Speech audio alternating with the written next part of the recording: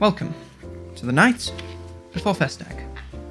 'Twas the night before Festag, when all throughout Dorth not a creature was stirring, not a man, not a dwarf. The heretics were hung on the gallows with care, in hopes that Sir Toddy would soon be there. The great swords were nestled all snug in their beds, while visions of bloodbaths danced in their heads, and Balf in his mask and Cal in his cape had just settled their brains for a long winter's sleep.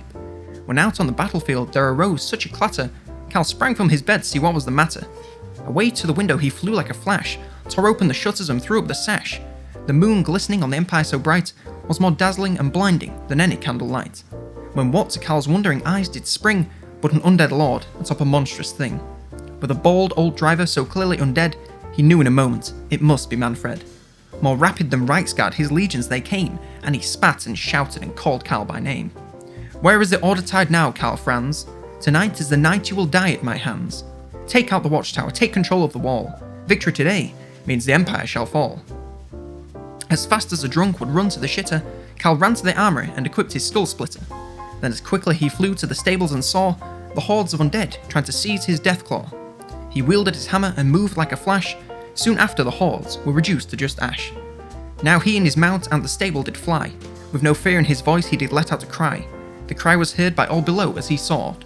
Summoned the electicounts, he confidently roared. All on the battlefield fell to the ground, shook and wobbled and shifted around. Hooves met dirt as on the horizon did appear, but the armies of Sigmar with sword and with spear. With horse and with mortars all ready for one task, their leader, a caster who's donning a mask, called out to Karl Franz in a voice filled with might. These undead scum will never win this fight. The warriors of Sigmar charged towards the undead. They crumbled to the dismay of their leader, Manfred. His eyes filled with rage and his voice full of hate, he yelled when fighting the Empire, "Don't let them confederate."